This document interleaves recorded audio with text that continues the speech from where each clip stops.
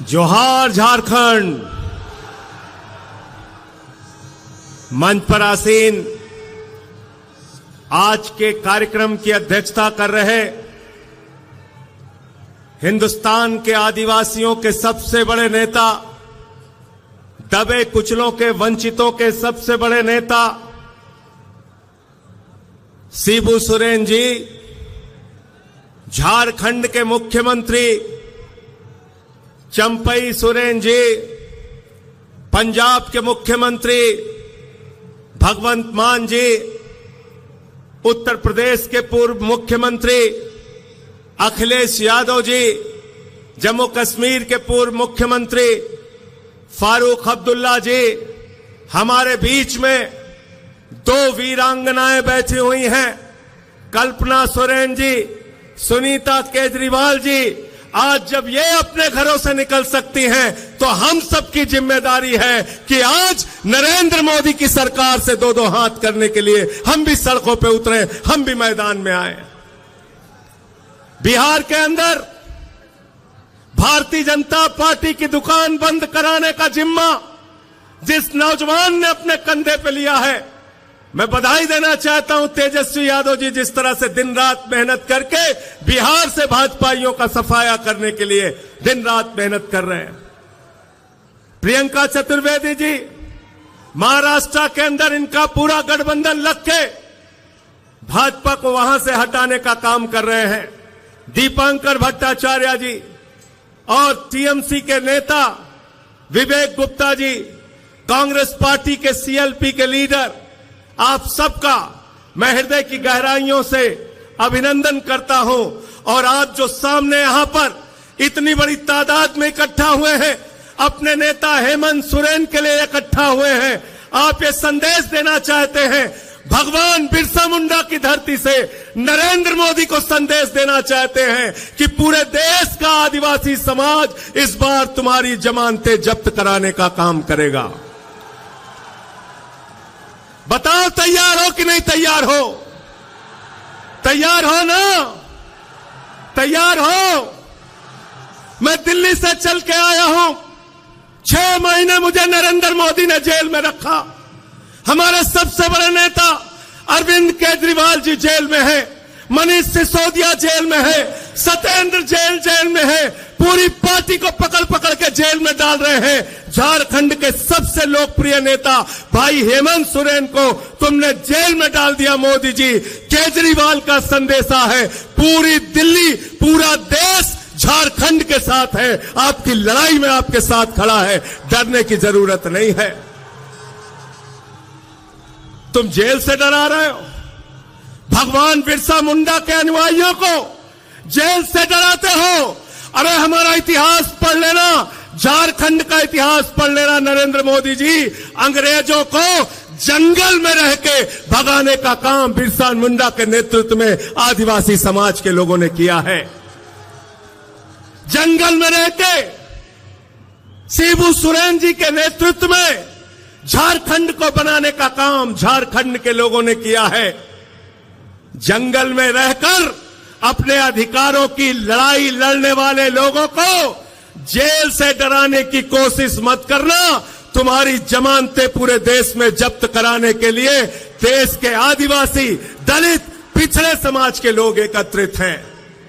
बिल्कुल ठीक कहा दीपांकर भाई ने, पूरे हिंदुस्तान में बाबा साहब डॉक्टर भीमराव अंबेडकर जी का संविधान चलता है। हम सब लोग बाबा साहब डॉक्टर भीमराव अंबेडकर के संविधान को मानते हैं। भारत तो बाबा साहब के संविधान को मानता है, लेकिन भाजपाई नागपुर के संविधान को मानते हैं, नागपुर के संविधान को। और नागपुर का संविधान क्या कहता है? नागपुर का संविधान कहता है दलितों का आरक्षण खत्म करो, आदिवासियों का आरक्षण खत्म करो, पिछड़ों का आरक्षण खत्म करो, चुनाव खत्म करो, नरेंद्र मोदी की तानाशाही इस देश में लाओ। मैं आपसे कहना चाहता हूं, ये अंतिम चुनाव है मेरे भाइयों। इस बार चुनाव में इनकी जमानतें जब्त कराकर इनको हराने का काम करना और कहना हम देश का संविधान बदलने नहीं देंगे। बताओ इस लड़ाई में आप लोग तैयार हो? हाथ उठा के संविधान बचाने के लिए तैयार हो? लोकतंत्र को बचाने के लिए तैयार हो? अरे ये वोट की ताकत जो आपसे छीनी जा रही है, उस ताकत को बचाने के लिए तैयार हो ना? आरक्षण को जो खत्म करने की भाजपा ने कोशिश की है, उसको बचाने के लिए तैयार हो कि नहीं हो? क्या कहते हैं भाजपाई? अयोध्या से इनका कैंडिडेट है लल्लू सिंह। वो कहता है 400 सीट दे दो, संविधान बदलना है। ज्योति मिर्धा बीजेपी की प्रत्याशी कहती है 400 सीट दे दो, संविधान बदलना है। अनंत हेगड़े भारतीय जनता पार्टी की सरकार का पूर्व केंद्रीय मंत्री कहता है 4 सीट दे दो, संविधान बदलना है। अभी अरुण गोविल ने मेरठ में कहा 400 सीट दे दो, संविधान बदलना है। याद रखना, ये संविधान बदलेंगे तो आरक्षण खत्म करेंगे, ये संविधान बदलेंगे तो चुनाव में जो वोट देने की आपकी ताकत है उसको खत्म करेंगे। बिहार में लड़ रहे थे तेजस्वी यादव जी, 2015 के चुनाव का रिकॉर्ड उठा के देख लेना। मोहन भागवत ने कहा था आरक्षण खत्म होना चाहिए, आरएसएस के नेता ने कहा, मोहन वैद्य ने कहा आरक्षण खत्म होना चाहिए। मैं कहना चाहता हूं, जब तक हम लोग इस धरती पर जिंदा हैं, आरक्षण का अधिकार, संविधान का अधिकार हम खत्म होने नहीं देंगे। तैयार होना। भाजपाई भ्रष्टाचार के खिलाफ बोलते हैं, नरेंद्र मोदी जी भ्रष्टाचार के खिलाफ बोलते हैं। हेमंत सोरेन जी को झूठे आरोप में जेल में डाल दिया, अरविंद केजरीवाल को झूठे आरोप में जेल में डाल दिया। भ्रष्टाचार के खिलाफ नरेंद्र मोदी जी बोलते हैं, भ्रष्टाचार के खिलाफ भाजपाई बोलते हैं, तो लगता है ओसामा बिन लादेन और डाकू गब्बर सिंह अहिंसा पे उपदेश दे रहा है। ओसामा बिन लादेन और डाकू गब्बर सिंह अहिंसा पे उपदेश दे रहा है। 2014 के बाद इस देश के अंदर एक मोदी वॉशिंग पाउडर निकला है, मोदी वॉशिंग पाउडर। वो चुटकियों में सारे दाग धुल देता है, चुटकियों में सारे दाग धुल देता है। उस मोदी वॉशिंग पाउडर ने कहा अजीत पवार के ऊपर 70,000 करोड़ का घोटाला लगाया, आरोप लगाया, खुद प्रधानमंत्री ने लगाया, बीजेपी के साथ शामिल कर लिया। छगन भुजबल पर भ्रष्टाचार का आरोप लगाया, बीजेपी के साथ शामिल कर लिया। हसन मुशर्रफ पर भ्रष्टाचार का आरोप लगाया, बीजेपी के साथ शामिल कर लिया। अशोक चौहान पर भ्रष्टाचार का आरोप लगाया, बीजेपी के साथ शामिल कर लिया। नारायण राणा पर भ्रष्टाचार का आरोप लगाया, बीजेपी के साथ शामिल कर लिया। मुकुल राय शुभेंदु अधिकारी पर भ्रष्टाचार का आरोप लगाया, बीजेपी के साथ शामिल कर लिया। हेमंत विश्व शर्मा पर भ्रष्टाचार का आरोप लगाया, बीजेपी के साथ शामिल कर लिया। बीजेपी का नारा है, जो जितना बड़ा भ्रष्टाचारी वो उतना बड़ा पदाधिकारी। गलत तो नहीं कह रहा हूं, गलत तो नहीं कह रहा हूं। जितने भ्रष्टाचारी हैं कहां हैं आज? मोदी जी कहते हैं भ्रष्टाचारियों को नहीं छोड़ूंगा, ये मोदी की गारंटी है। मैंने कहा मोदी जी बिल्कुल आप ठीक कहते हैं, आप एक भी भ्रष्टाचारी को नहीं छोड़ेंगे, ये मोदी की गारंटी है। भ्रष्टाचारियों को नहीं छोड़ूंगा, इस बात की गारंटी है। पूरब से लेकर पश्चिम तक, उत्तर से लेकर दक्षिण तक सारे भ्रष्टाचारियों को बीजेपी में शामिल करूंगा, इस बात की गारंटी है। गलत तो नहीं कह रहा हूं। सारे बेईमान कहां हैं आज? सारे बेईमान किस पार्टी में हैं? जोर से बोलिए, जोर से बोलिए। बीजेपी में, बीजेपी में। और भ्रष्टाचार के खिलाफ प्रधानमंत्री बोलते हैं, भ्रष्टाचार के खिलाफ आवाज उठाते हैं। अभी हमारे भाई सीएलपी के लीडर कह रहे थे बुजुर्गों के लिए पेंशन की योजना आप लेके आए, स्कूल बनाया, अस्पताल बनाया। केजरीवाल जी प्रचार करते हैं, कहते हैं स्कूल बनाएंगे, अस्पताल बनाएंगे। हेमंत सोरेन जी प्रचार करते हैं, कहते हैं स्कूल बनाएंगे, अस्पताल बनाएंगे, बुजुर्गों को पेंशन देंगे, आदिवासी समाज के लिए काम करेंगे, दलितों के लिए, पिछड़ों के लिए काम करेंगे। भगवंत मान जी, अखिलेश यादव जी अपनी रैलियों में जाते हैं, तेजस्वी यादव अपनी रैलियों में जाते हैं, कहते हैं स्कूल बनाएंगे, अस्पताल बनाएंगे, पेंशन देंगे, बेरोजगारी भत्ता देंगे। नरेंद्र मोदी जी चुनाव प्रचार में जाते हैं, कहते हैं भाइयों और बहनों, गांव-गांव में कब्रिस्तान है तो शमशान होना चाहिए कि नहीं होना चाहिए? क्या कहते हैं? क्या कहते हैं? भाजपाई शमशान बना सकते हैं, आपके बच्चों के लिए स्कूल और अस्पताल नहीं बना सकते। याद रखना, याद रखना। इसलिए आपसे निवेदन और विनती करने के लिए आया हूं और दिल्ली के मुख्यमंत्री केजरीवाल जी का संदेश, उनके तरफ से धन्यवाद और आभार देने के लिए भी आया हूं। जब कोरोना के समय में दिल्ली के अंदर लोगों की जान जा रही थी, प्रधानमंत्री से हमने कहा ऑक्सीजन दे दो, प्रधानमंत्री जी ने कहा ताली बजाओ कोरोना ठीक हो जाएगा, थाली बजाओ कोरोना ठीक हो जाएगा, दिया जलाओ कोरोना ठीक हो जाएगा। लेकिन आपके झारखंड के मुख्यमंत्री के हम सब लोग एहसानमंद हैं कि झारखंड के मुख्यमंत्री हेमंत सोरेन ने कहा दिल्ली वालों को ऑक्सीजन झारखंड की धरती से जाएगी, हम दिल्ली के लोगों को मरने नहीं देंगे। यह आपका एहसान है, हम भूले नहीं है। इसलिए आपसे कहना चाहते हैं, इस लड़ाई में हम आपके साथ हैं। हमारी 2 वीरांगनाएं यहां पर बैठी हैं। अरे जब घरों से हमारी माताएं बहनें लड़ने के लिए निकल पड़ी, तो आप बताइए हम क्यों पीछे रहेंगे? पीछे रहेंगे क्या? हम लोग पीछे रहेंगे क्या? सीना तान के आगे बढ़ के इस लड़ाई को लड़ने का काम करेंगे। कई बार भ्रम फैलाने की कोशिश की जाती है, मोदी जी से ज्यादा काबिल नेता कौन है? मोदी जी से ज्यादा काबिल नेता कौन है? मैंने कहा अखिलेश यादव जी, भगवंत मान जी, केजरीवाल जी, या तेजस्वी यादव जी या दीपांकर भट्टाचार्य जी, किसी से भी पूछ लो, कोई ये नहीं कहेगा कि नाली के गैस से चाय बन सकती है। कहेंगे क्या आप लोग? कहेंगे? कहेंगे? मोदी जी क्या कहते हैं? नाली के गैस से चाय बना लो। बिहार में गए भाषण देने, कहने लगे सिकंदर जब बिहार में आया था तो बिहारियों ने मार के भगाया था, सिकंदर कभी बिहार गया ही नहीं, सिकंदर कभी बिहार गया नहीं। हमारे यहां गोरखपुर में गए, कहने लगे बाबा गोरखनाथ, संत कबीर, बाबा गुरु नानक देव एक साथ बैठ के मीटिंग करते थे। तीनों के जीवन काल में पता नहीं कितने कितने सालों का अंतर है। मोदी जी झूठ बोलने की फैक्ट्री है। मैं कहना चाहता हूं, अगर मोदी जी की गारंटी है तो एक ही गारंटी है, झूठ बोलने की गारंटी, और उनकी पार्टी का नाम है भारतीय झूठा पार्टी। 2 करोड़ रोजगार पे झूठ बोला आपसे, किसानों की आय 2 गुना करने पे झूठ बोला आपसे, महंगाई खत्म करने पे झूठ बोला आपसे, आपकी जिंदगी में बदलाव लाने का वादा किया था। कहते थे भाइयों और बहनों, घर से निकलना तो गैस का सिलेंडर देखकर निकलना।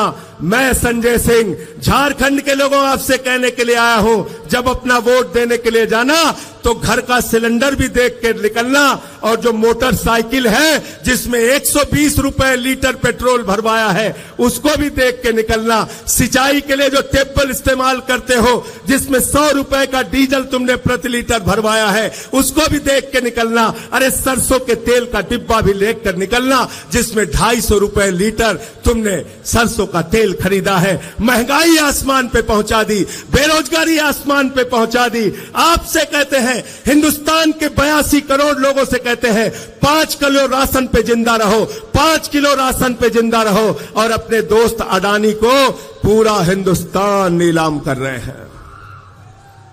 कर रहे हैं कि नहीं कर रहे हैं? झारखंड की बिजली किसको जा रही है भाई? किसको जा रही है झारखंड की बिजली? बांग्लादेश को।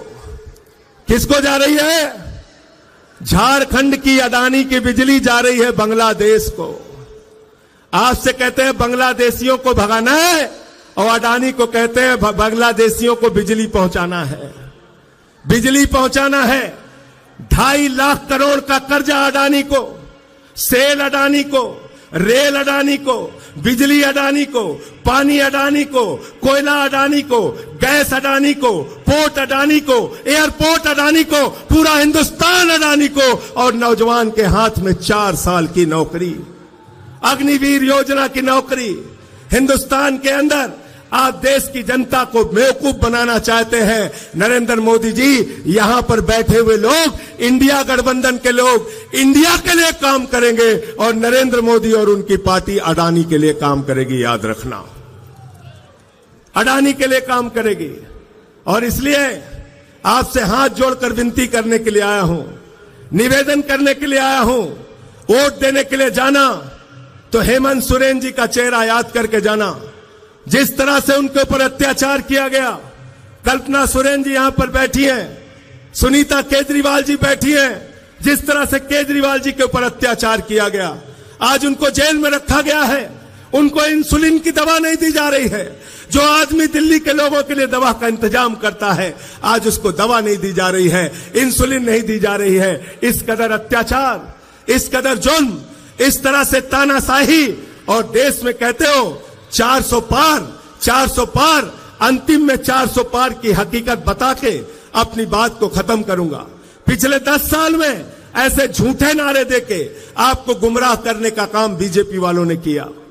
बंगाल में गए, बोले 200 पार, 200 पार, 200 पार, आई वहां पे 77 सीट। दिल्ली में गए, कहने लगे 45 पार, 45 पार, 45 पार, आई वहां पर 8 सीट। झारखंड में आए, बोले 65 पार, 65 पार, 65 पार, यहां पे इनकी 20-23 सीट आई। हरियाणा में गए, बोले 75 पार, 75 पार, 75 पार, आई वहां पर 40 सीट। मिजोरम में गए, बोले 21 पार, 21 पार, 21 पार, आई वहां पर 1 सीट। ये 400 पार का नारा फर्जी नारा है। इस बार इनको कहना है तड़ी पार, तड़ी पार, तड़ी पार। 400 पार को क्या कहना है आपको? क्या कहना है? क्या कहना है? क्या कहना है? तड़ी पार। इनको तड़ी पार कर देना आपकी। आप सबको सर झुका के नमन करता हूं। इतने उत्साह के साथ अपने नेता के लिए आप यहां इकट्ठा हुए हैं। बड़े अफसोस की बात है, ये 2 कुर्सियां यहां पे खाली हैं, लेकिन 4 जून के बाद ये 2 कुर्सियां भरी हुई आपको मिलेंगी। दोनों नेता हेमंत सोरेन जी, अरविंद केजरीवाल जी बाहर होंगे और देश के अंदर 4 जून को बदलाव होगा। इंडिया गठबंधन की सरकार बनेगी और भाजपाइयों का पूरे देश से सफाया होगा। ये संदेश पूरे देश में बताइए, पूरे देश में पहुंचाइए। अखिलेश यादव जी ने उत्तर प्रदेश में पीडीए का नारा दिया है। पिछड़ा, दलित, आदिवासी, अल्पसंख्यक सारे लोग इकट्ठा होकर इनको हराने का काम करेंगे। और ये तो किसी के भी सगे नहीं है, किसी के भी सगे नहीं है। आपने देखा क्षत्रिय समाज के लिए कैसी टिप्पणी की। भाजपा सरकार के केंद्र मंत्री रूपाला ने क्षत्रिय समाज के बहू बेटियों पे सवाल उठाया। मैं कहना चाहता हूं राजपूत समाज के लोगों, अगर जरा सा भी स्वाभिमान तुम्हारे अंदर है तो भाजपा को इस बार अपने वोट की ताकत से सबक सिखाने का काम करो और इनके खिलाफ वोट दो। इनका झंडा उठाना बंद करो। इनको कंधे पर बैठा के तुमने कहां से कहां पहुंचा दिया और आज ये तुम्हारी बहू बेटियों पे सवाल उठा रहे हैं। इसलिए मैं फिर से एक बार आपको नमन करते हुए, प्रणाम करते हुए आज की कामयाब रैली के लिए झारखंड मुक्ति मोर्चा के सभी नेताओं को बधाई देते हुए, इंडिया गठबंधन के सभी नेताओं और कार्यकर्ताओं को बधाई देते हुए, जोहार झारखंड, जय हिंद, जय हिंद। बहुत बहुत धन्यवाद।